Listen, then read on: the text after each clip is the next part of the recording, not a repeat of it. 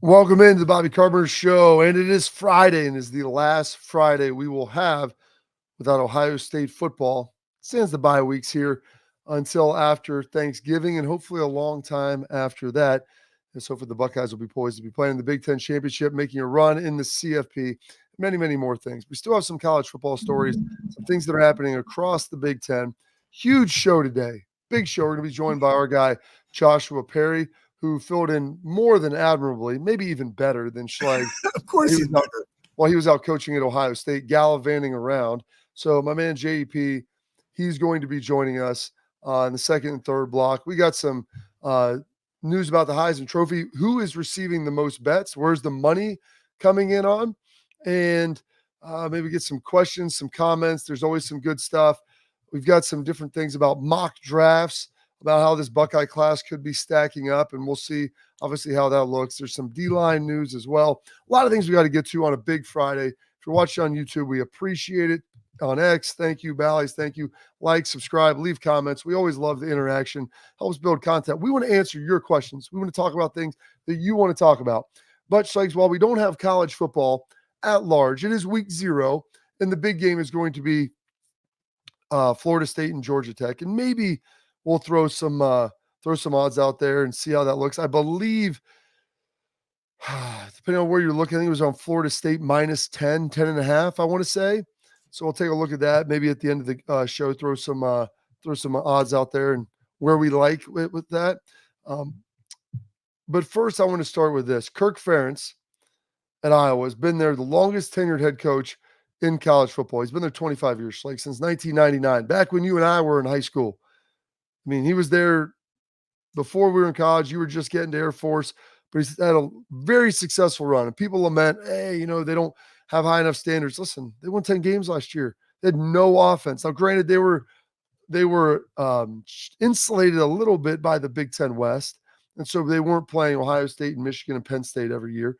But they still went out there and they played at a very high level, and they did a heck of a job. And so this year, people are looking at them, maybe the 5th team in the Big Ten. Maybe they could be the 4th. I don't know. But Kirk Ferentz comes out. They had some recruiting violations in their recruiting of their current quarterback, former Michigan quarterback, Cade McNamara. So Kirk Ferentz is going to be suspended for the first game. And it's similar to the Jim Harbaugh suspension, Schlegs, where he's going to coach the whole week. That 24 hours, the game time, he will not be around, and then he'll be good to go. Potentially his first level 2 violation about recruiting during COVID. How do you think he handled it? What do you think happened? How do you think it should be handled? And did he do a good job? This goes back to even the Michigan one versus during COVID and buying a kid a hamburger. Again, you said it, Bob. Like, we might not necessarily like the rules, but they are the rules. And let's not kid ourselves, man. I mean, you and I, Bob, because we're around players and because we're around programs. And I say that because, like, my striking machine's in a lot of programs. I hear about a lot of stuff, people making improper, communication. Like, they're offering more money, coach. Like, how can they be offering you more money? Like, you're not even in the portal yet. Like, they can't even be talking to you, and they're offering. Like, that stuff happens. Make it rain, Schlegs. So when we go out there, testing the waters. There's a lot of people doing a lot of this stuff. They got caught. I think that he owned up to it, said I guess was inappropriate. He's being suspended for a game. It goes back to my point, like, the NCAA is a joke.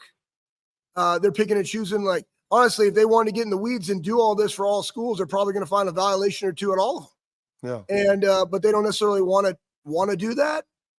And so, he's getting a 1-game suspension at the beginning of the year. Okay, against Illinois State. Who cares?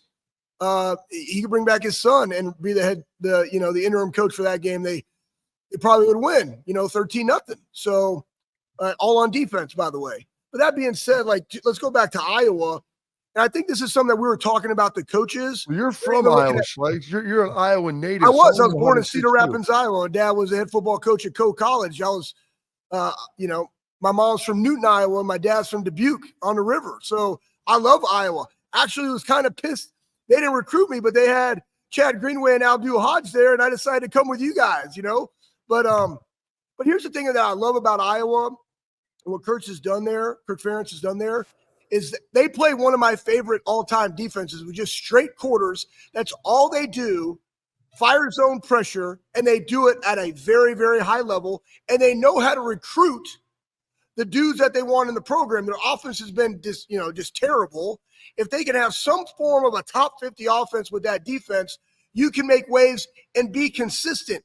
But again, remember, like Iowa, the Wisconsins, the Minnesotas, the Michigan States, even of the Big Ten, you have to develop 3 stars, right? Even 2 stars in your program to be 4 and 5 stars on the field that get drafted. And they've had guys, first-round picks at certain positions because they have done a really good job developing them. Then you go into the portal for those key pieces, like in Wisconsin, a quarterback, and here a quarterback that can help your offense.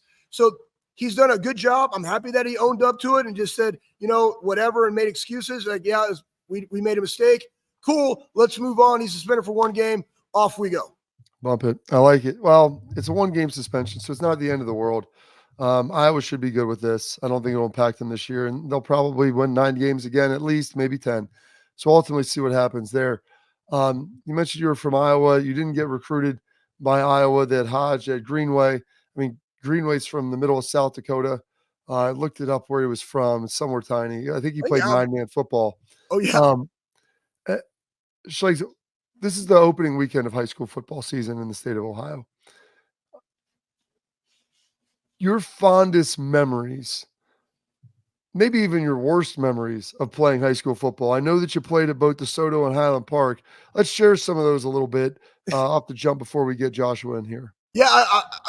So I just remember, like, my junior year at DeSoto, we had 7 guys that actually on that high school team played in the NFL. Went to the first round, lost to Waco. Again, you guys got to remember my nickname. Wait, the Fighting David Koreshes?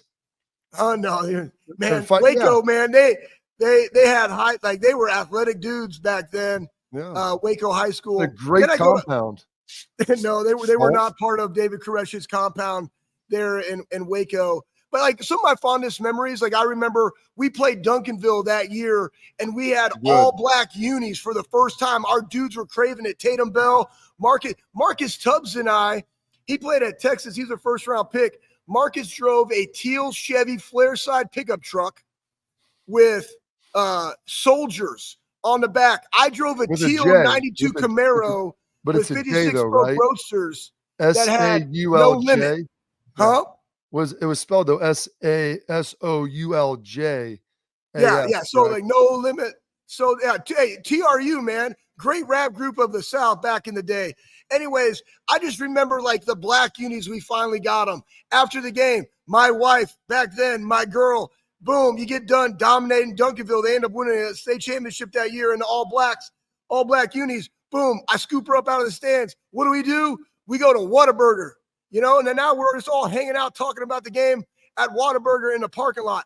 Great memories. You go to Highland Park, and I'm still rolling up, setting off cars alarms with my bass. And the first game of the year, we played Garland and just beat the brakes off them, and just those memories of those guys and those teams. And that was actually Randy Allen, who's the all-time winningest coach in the state of Texas. That was his first year at Highland Park. Really? Matthew Stafford came out of there. Clayton Kershaw came out of there. But that's what you remember. You remember the guys, you remember the games, you remember the experiences. And we lost in the first round, Bob. We were undefeated and got beat by Dallas Samuel. I'm still pissed off. As former players, we're always pissed off about the losses more than the wins. You know that. The best part is that you remember the losses far more than the wins. And you struggle, and that's the case, high school, college, NFL, whatever it is. You struggle to remember your best moments. Your worst moments, though, those things are seared into your soul because it hurts so bad. I remember my last high school game, and if we won, we would have made the playoffs. My dad, that was his 4th year there. He took over my freshman year. They were not good when he took over. We were 2-8 my freshman year, but they battled back, and heck, he coached there for 25 years. We were playing Pickerington, the final game of the season.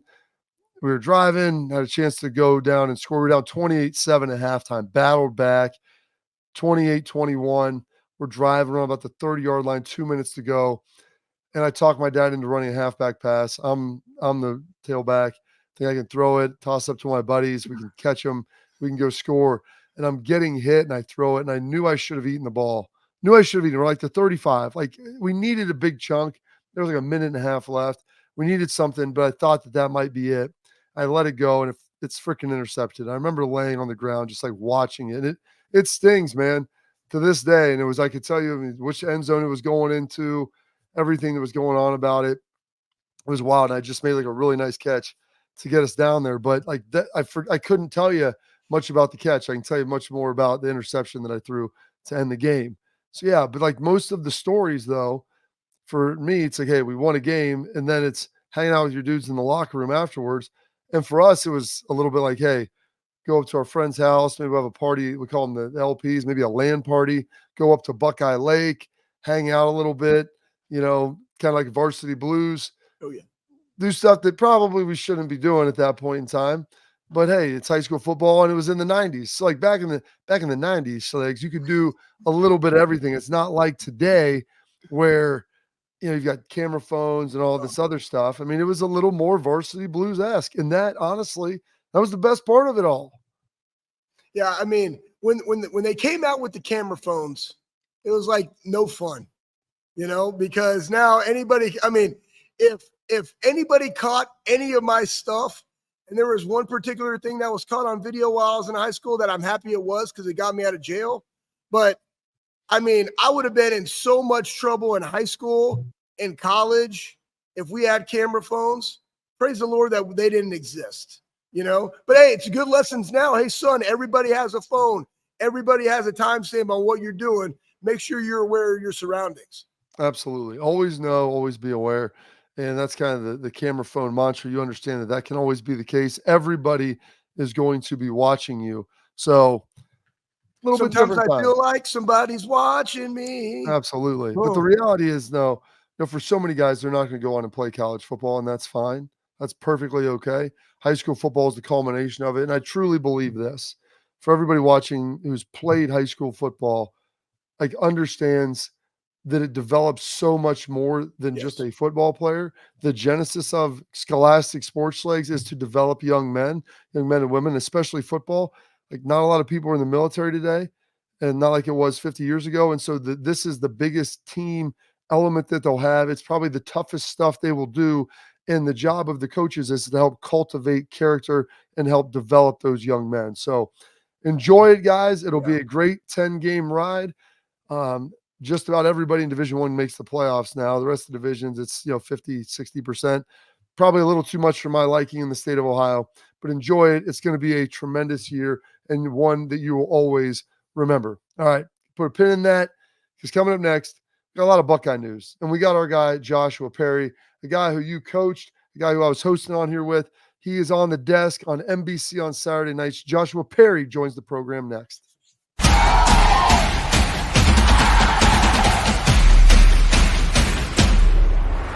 Welcome back into the Bobby Carpenter Show, and now we are pleased to be joined with my man, Joshua Perry, Buckeye alum, national champion. You can see him Saturday nights on the desk at NBC, doing a great job, and a alumni of Olentangy. Is it Orange or just the original? The original. The original. That's the right. Braves. Yeah, Schlegs, let him know. Schlegs, no. Okay, so we just broke down, Joshua. Just high school football in the state of Ohio starts tonight, kicks off this evening, 7 o'clock across the state.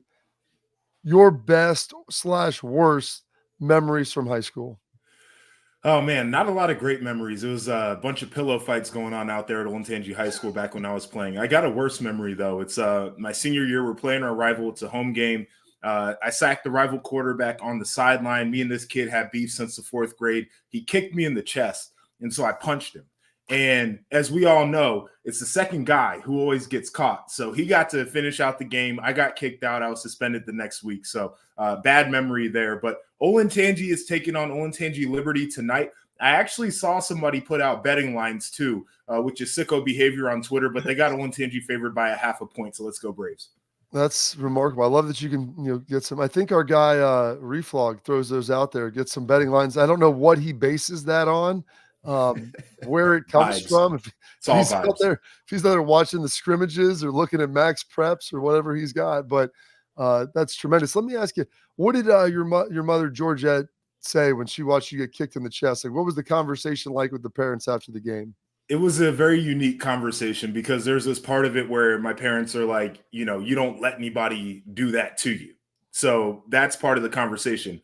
The other part is you need to be composed, and the second person always gets caught. So, like, you're never going to win in that situation. So it's one of those where your parents want to teach you a life lesson about it, but they are also proud of you that you just didn't let somebody kick you and get away with it. So it was a little bit of a 50-50. You know, yesterday, Joshua, we were talking about town at Ohio State, and I want you to answer that question. So this is a two-parter. But I also brought up the fact, like in recruiting, you now have to recruit your own guys 2 times a year. But in high school recruiting, if you got 2 guys, right, Joshua Perry and another dude, right, and like you're also recruiting the families now more than ever, right? And you got you in a great parent situation. You got another athlete, lesser family situation, right? Like you're going to go, all being equal, you're going to go with the kid that has the better parents, right? Am I right about that? I would say so. And it's interesting. Urban actually was really good about leveraging parents of players currently in the program. My parents spent a lot of time on recruiting weekends, getting to know other parents and giving feedback there and building a community with them, which I do think is important because all the Saturdays, the families are getting together, they're tailgating throughout the year. There might be questions, travel getting coordinated, things of that nature.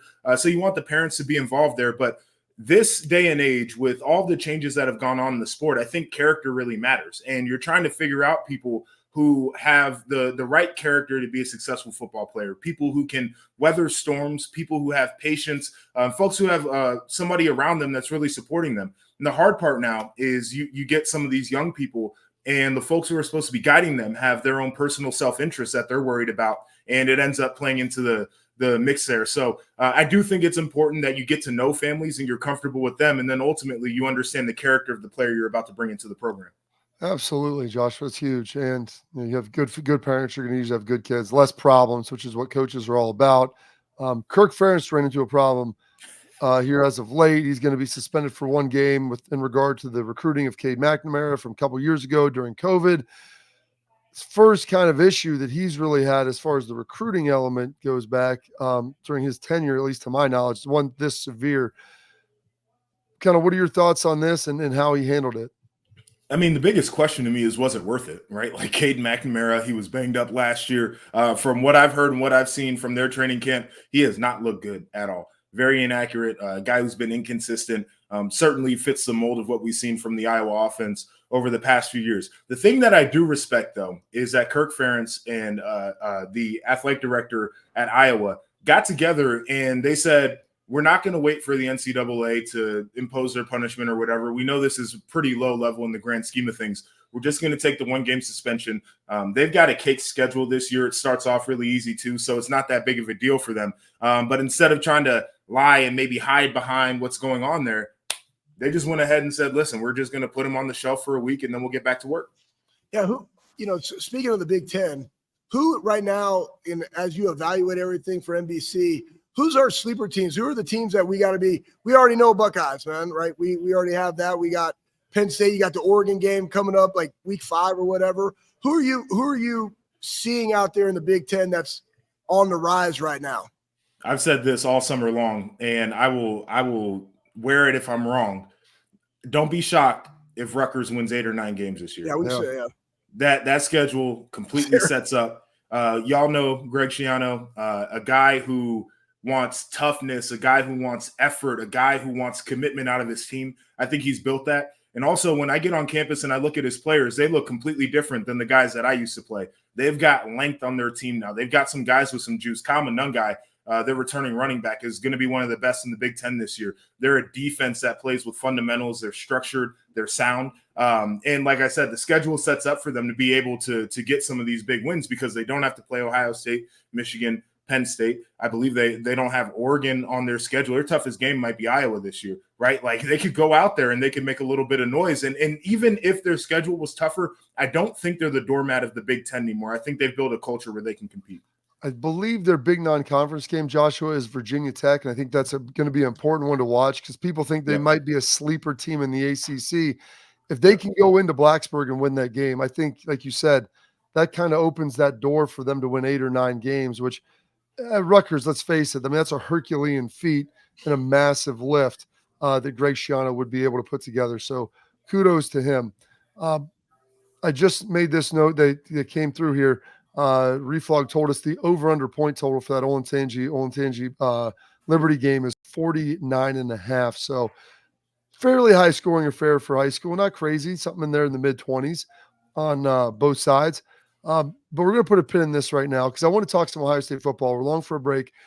Got some questions. Obviously, Will Howard's the starter at quarterback. Did they ever find a starter at that right guard position that they've been looking at? Ryan Day talked to the media. We'll discuss what he said here next on the Bobby Carpenter Show.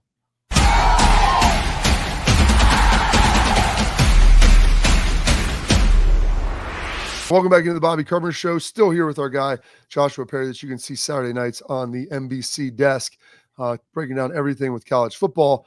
Before we go a little bit more big picture again, we'll talk about Ohio State. They were looking for that right guard. A lot of sickness, illness, and disease, Joshua, during the training camp. It was almost like a leper colony for the offensive linemen. It was Jager Sherbola was vying for that spot. Carson Hinsman, who was moving over from center, going after it. Looks like Tegra might have the lead, but like Ryan's still apprehensive to name a starter.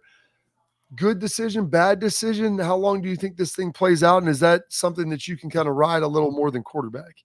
I think you can ride this a little bit more than quarterback. I'm glad that the decision was made on Will Howard earlier rather than later. And the way that Ohio State's schedule starts off early on, I think you do have the opportunity to roll guys and see how they look in game situations when the pressure's on there in front of the big crowd. Obviously not too much pressure with the competition, but enough where guys start to get tense and they get tight and you really find out who they are. But the thing that I do like, and I know it's part of this, is the decision hasn't been made because maybe one guy hasn't emerged, but the idea that there are options up there. And the thing that I appreciate about this Ohio State offensive line, as much as people talk about where recruiting's been over the last few years, they've got a couple of guys that they want to roll out there because they know they can play and they're just trying to figure out what the combinations are there. But I do think it's going to be important because, as I've said all summer long, I evaluate this offense. I think Will Howard's going to be just fine. He's a guy who has experience. We've seen his legs, and that is a big factor in the offense. We know what the running back room is. We know what the wide receivers are. It's going to be on the offensive line to be a group that can play their best ball by the end of the year. And I think if they can find that right combination, this offense is going to be smoking. Yeah, Joshua, we heard Urban talking about like this is the most talented roster in the last decade in college football. You yourself played on a 2014 national championship team. A lot of talented dudes on that roster. Give me a guy on the team that people are sleeping on. So not the Emecas and not the JJs, right? Give me a sleeper, big time year for a guy on the team and the unit you're most excited to watch in the Buckeyes this year.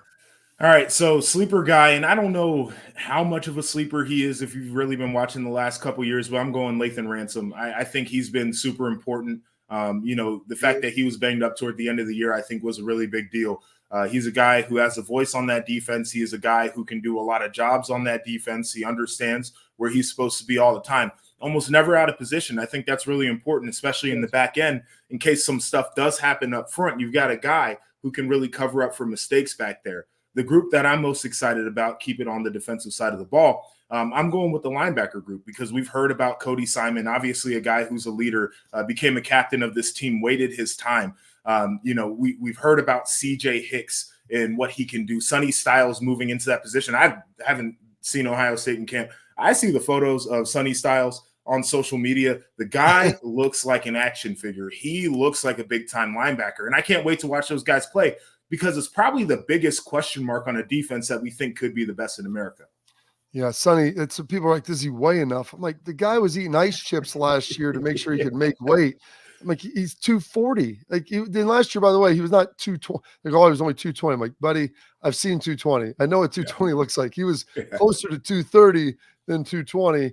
This year, 238, 240 looks really, really good. And he's really strong. He's strong, guys. He's strong. He was strong last year. One of the other things that they've been looking at, Larry Johnson came out and says he thinks there's 5 kind of first team defensive tackles in this rotation. Like he wants to go deep with it. Everybody knows about JT and Jack on the edges. Also, you got Caden Curry, you got Kenyatta Jackson. but some of the guys inside, Ty Hamilton, Tyler Williams, Schleggs' guy, K-Mac. I mean, how deep do you think this defensive line rotation can go? And how important do you think is that for this squad? They got to roll them. They have to roll them. And I think that was one of the things that I saw over the last couple of years. When I was playing at Ohio State, we had a deep rotation on the defensive line. And the thing is, those guys are fresh. And when you get into situations where it's time to rush the passer, they've got a really good get off. They have all of their moves available because those guys are fresh. And I think over the last couple of years, the rotation has kind of stagnated. So they've got to be able to roll those guys. I think it's got to be two groups. You got to be two groups deep, right? So you got to have your top 4 edge rushers ready to roll. If you've got 5 guys on the interior that can roll, that is a beautiful thing. Because for those guys, you want them to be explosive. And we've seen when they can create havoc on the line of scrimmage, what a difference that can be. But there are those moments where you just need them to hold their gaps. And when you got 600 pounds leaning on you, you get tired pretty easily. And so as fresh as those guys can be, I think they're going to be really good. I don't think the interior of this defensive line is getting enough credit, though. And we've talked about the edge guys and where we expect them to be. And we know when they're playing at their top level how much of an impact that can be. These guys, the interior, though, I think they can be difference makers. And that is what's winning games right now. And that's really where, I get so pissed off when people talk about toughness, like it's a strength conditioning thing, right? Because guys play really fast, physical, violent when they know where to go. And that's the one thing I want to see from this defensive line. And I know that you've seen it and Bob has seen it. When the D-line is really, really talented and they kind of get like freewheeling, linebackers start to hesitate because then you got to play off a guy. You know what I'm saying? And I think to your point, yeah, they're really good and we got to rotate them, but they also got to just do their job sometimes. When you got really talented people on the defensive side of the ball, the biggest thing is just do your job, right? And if we get all 11 guys doing their job, you're going to be just fine and be able to build that wall. And I think you will see fast, hard, and violent linebackers at the point of attack, right? Wouldn't you agree, Joshua? Absolutely. And this is, something I talk about. I played directly behind Joey Bosa for the last couple of years of my career.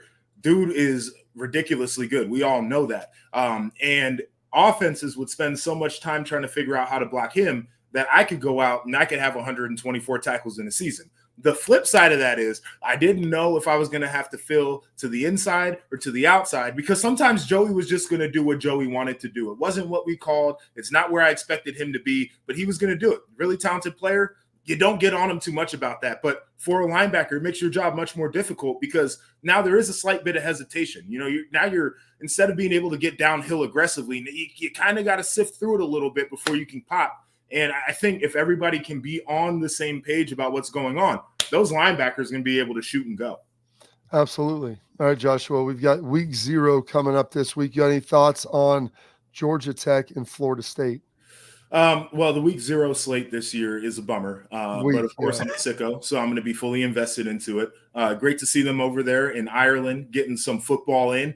For Florida State, man, I mean, it was a whole off season of listening to their fans whining and crying on Twitter. Had to mute some of their accounts because it was really getting on my nerves. So now here's their opportunity to go out there in a 12-team playoff environment and get what they wanted last year. And I'd love to see them start it off right over there in Ireland. Absolutely. And some other news, I believe it was leaked.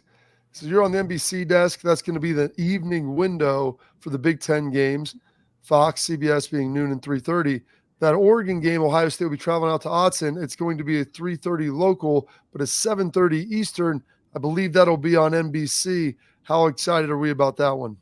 Yeah, so on our matrix, officially it still says TBD, but shout out to Joel Klatt over there on Colin Cowherd's show the other day when they were talking about the Big Ten.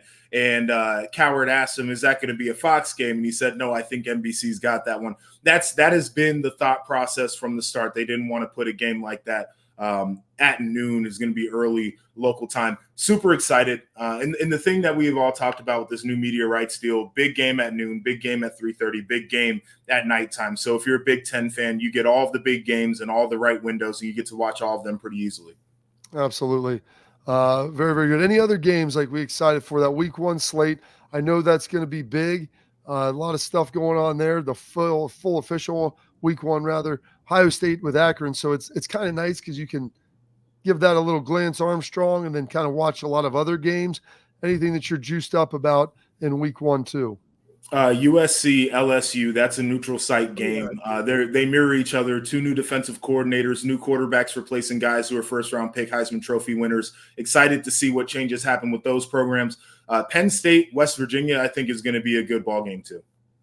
Hey, Josh, are you watching Hawaii Saturday night at 11:59? Yeah, I'll have a martini in hand by that time, but I will certainly be watching. Well, Josh, we really appreciate the time, sir. I know you got a busy guy. You got the little dude cruising around. So, hey, you've got a lot of stuff going on there. Make sure you take care of that. And this is about to be your busy season. So thank you for spending some time with us, and let's make this a regular deal. Thanks for having me. All right. He was Joshua Perry. He's one of the best. You can see him on the NBC desk every Saturday night. Olentangy native national champ here at Ohio State. Coming up, Heisman odds are out. Where is the money coming in? Who is receiving the majority of the bets? It might surprise you. Find out next here on the Bobby Carpenter Show.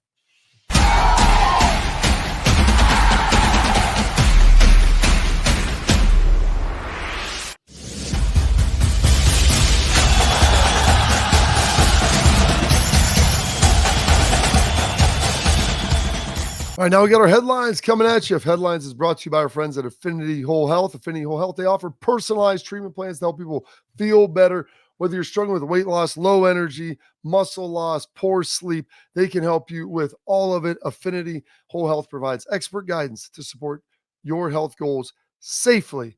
And you can see them basically anywhere all over Ohio. They've got Columbus covered. They've got Cleveland. They're in Indianapolis. They're in Chicago. They're everywhere. So don't wait any longer. Go check them out by going to affinitywholehealth.com and get your free consultation and see what they can do for you. All right, we've got some headlines, Schlegs. Okay. Heisman odds are out. Top five folks to win the Heisman Trophy. And we start looking at some of the odds. You've got Dylan Gabriel, betting favorite, 550. Carson Beck, plus 800. Quinn Ewers, plus 1,200. Jaden Milroe, plus 14 with Jackson Dart. Travis Hunter in there as well. Will Howard coming in. So those are the odds. So you want to find someone with value. And so this is what we want to look at here. Who are you betting on? Where are you finding the value? Because okay, plus 500 is good, but can you get someone that's plus 1,000?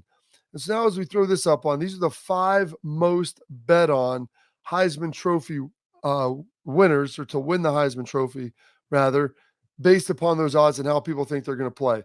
And Shedeur Sanders is up there at number 1. Now, I'm not saying that he's great. I'm not saying that he's terrible, but he's receiving the most money at 9% of it. You see Jaden Milroe, Bama's quarterback, at second with 8. Jackson Dart from Ole Miss at 6. Travis Hunter, which is kind of crazy, but I feel like his odds at plus 6,000. So you bet 100, he wins. You win 1,000. Could be the first two-way guy to do it since Charles Woodson. And then Will Howard coming in there at 5% at plus 1,400. Now, Strikes, my criteria for Heisman Trophy winners has always been this. You have to be on a good team. You have to have the requisite stats, and you have to have big plays and iconic moments. And if you're on a good team, you're going to have those big games. You have to have the body of work, whether you're running back, quarterback, receiver, defensive backs. Like, hey, here's your interceptions, here's your yards, touchdowns, all those things, and they look like they're in place. And then you have to have those big time, prime time moments that people remember, that they're playing across all the sports highlights for the next 24 to 48 hours. And then it makes the vignettes for the lead-ins and everything else. And so I don't know if Shedeur Sanders will have those opportunities. I know Jaden Milroe will. I'm pretty sure Jackson Dart should have some. Travis Hunter, he's at Colorado. But Will Howard, you're the quarterback at Ohio State. If you're undefeated, you have great yards, great stats, and you put up a couple big-time iconic plays, as we've heard Ryan Day talk about him running 22, 23 miles an hour, a long run, a bomb to J.J. Smith. Like, those are the things, in my opinion, that ultimately could get him in the Heisman Trophy. Well, you look at why Dylan Gabriel is the favorite right now at 550 is because he had 30 passing touchdowns and 12 rushing touchdowns last year at OU, and he was at UCF. He's a high producer, very similar to Bo Nix. He can put up those type of stats. One of the biggest games between those two happens in Eugene, right? So that, like, those are the iconic moments. And Will Howard is in that same mold. And then the brand that is Ohio State, very different. But you're talking about, like, the reason people are betting Sanders is because 4,000, 4,000 odds. Like, that's good, right? Like Travis Hunter, 6,000. All right. But realistically, I kind of look at like the Jalen Milroe and the Will Howard at a little bit better money. Jackson Dart, I don't know enough about him. I know those two really well. Like at Ole Miss, I mean, yeah, he had 27 touchdowns last year, but I don't know how good they're going to be. I know how good Ohio State's going to be, and I know how good, Oregon's going to be. So, and I know how good Alabama's going to be. So those are the people that I'd be leaning to. I'm going to say for better, though. For Colorado, for him to win, Shedeur Sanders, Colorado, I think has to be at least 8-4. And that means he has to have won some big games and played really well. I don't know if they're going to get there. But like you talked about, that showdown between Dylan Gabriel and Will Howard. Like, if both those teams are undefeated and one of them plays really well, that guy could be the Heisman front runner coming out of that. All right. Coming up, we got our tailgate talk where we get to answer your questions. And a question came in yesterday that, you know what? It's got me going. I think it's going to get you going too. Find out what that is here next on the Bobby Carpenter Show.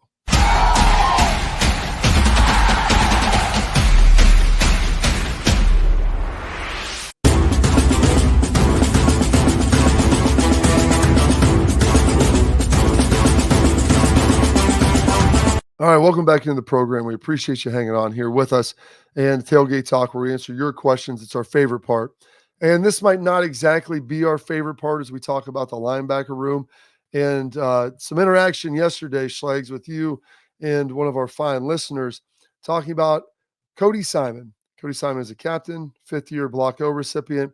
And comment, I don't know if it's really a question, not a believer in Cody Simon, any other basically young talent that we could play there in the linebacker room. Now, CJ Hicks is going to play a lot.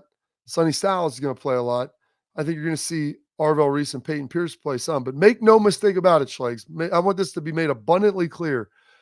Cody Simon is not only the leader of the linebacker room, he is the leader of the defense, and he is the leader of the team. He won the Block O because he personifies everything that you want in a Buckeye. And one of the most respected dudes on the team, works incredibly hard. Maybe not the most physically gifted guy you will find, but he is a darn good football player, and I think people will see that this year. Yeah, neither was James. I keep going back. He's very James-esque in his approach. Very Jamesy? Yeah, he's very Jamesy, right? Like his ears aren't quite there, but like same type of size and build when James was in college. James is slimmed down and now wears nothing but skinny pants. Okay, like I question his manhood sometimes, but that's okay. He also has to recruit this new age player, so I get it, right? But here's the deal. Cody Simon is the dude. We just heard Joshua Perry talk about veterans that understand the game. And I said yesterday, the alignment, assignment, alerts, and adjustments, but also knowing where these guys are going to go, being able to anticipate that. That comes with a high football acumen. Cody Simon's very similar to Joshua Perry and James, very cerebral guys, can take in a lot of information and process very quickly. He's the one that helps the Sonny, that helps the CJ, that helps the Veli, right? Let's not also kid ourselves like, well, not gifted. Like the dude still runs 22 miles an hour, just so everybody knows out there. The reason Ohio State just doesn't put up, oh, look at the 20 mile an hour and people sign off on that shit, it's because they all run that fast. I'm just saying it, right? Like, oh, they need to go do more 1080s and all this other bullshit. They do it, guys. We just don't post it because every swinging deal in the building is that way. Guy, Garrett Stover runs over 23 miles an hour. He's a freshman out of Big Walnut. Big Walnut producing a dude. I couldn't believe it. I was like, what? Like, what? Right? Peyton Pierce, we talked about him. High football acumen, just makes plays, knows the game of football. Cody is the one, the leader of that team that helps bring them all up because he's the one that's guiding the film study when James isn't in there. Because that's when you have a really powerful unit. When you get the backs, you get the whole back seven in a room talking shop to one another. The dudes that run the film is Cody. And the guys that are talking ball are the IGBs and the Denzels and the Lathan Ransoms and the Caleb Downs, who, even though he's a sophomore, is a veteran guy. Like his approach is that way. And Jordan Hancock, like, guys, listen, man, don't sleep on Cody. Cody's fine. He is the flag planter for the defense, for the team. So trust him. Terrible take, but I got you. I appreciate you listening. I knew you'd get fired up. And that's why I did it, Schleiks, 'cause I knew it'd take you right But where you wanted to I go. texted him back on the old Twitter machine, on the old X machine, very, very appropriately, because I'm a nice guy. I like positive stuff, guys. And Cody has been that bridge between Cade and or Steele and Tommy in that room, and now keeping that culture alive and helping cultivate that with Sonny, with CJ, Arvel, the young guys in there, Gabe, like all of those dudes are now leaning in. And James is recruiting some really highly talented guys. And believe me, you want to have the best athletes you can have at every single position, but you also don't want to sacrifice character. You don't want to sacrifice leadership. You don't want to sacrifice on-field intelligence for just elite athleticism. If that doesn't make the guys elite players, that's what we want, the best players we can have. Cody Simon will be an integral part of this Ohio State defense. I'm excited to see it. All right. We're gonna finish that off because I know Schleiks, it gets you fired up. You need to I have keep going. I can keep going. Cut me off. you need a Blackie mild and maybe a beer to No, chill I do out. a Maybe Blackie garage Mild, a beer. chew, and a nicotine pouch, and I'd be okay. You'll be able to All get it three. soon. Trifecta. We got the weekend coming up here. We're gonna end that up, wrap up the show here next. Bobby Carpenter Show.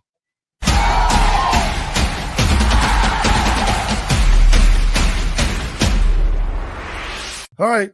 We got the weekend coming. High school football, Schleiks. Good luck to all the high school football players out there. I know we shared some great more memories and stories off the jump about that. So good luck to all of them as they're starting there with seniors.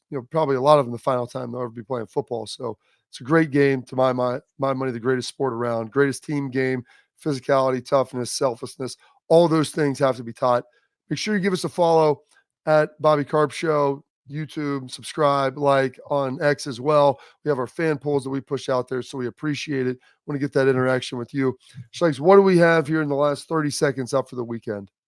Buying some corn, picking my son up, going to a Findlay baseball prospect camp, watching week 0, mowing stuff on a tractor. Let's go. Hillbilly Perfect. stuff. Got a couple kids' football games, freshman game for my son, 2nd and 5th grade here on Sunday. And then we got our bye week, Labor Day, and then we are all in. So we are coming at you thick and fast. Enjoy the weekend, folks. It's your last one without Buckeye football here for a while. Thanks for tuning in to the Bobby Carpenter Show.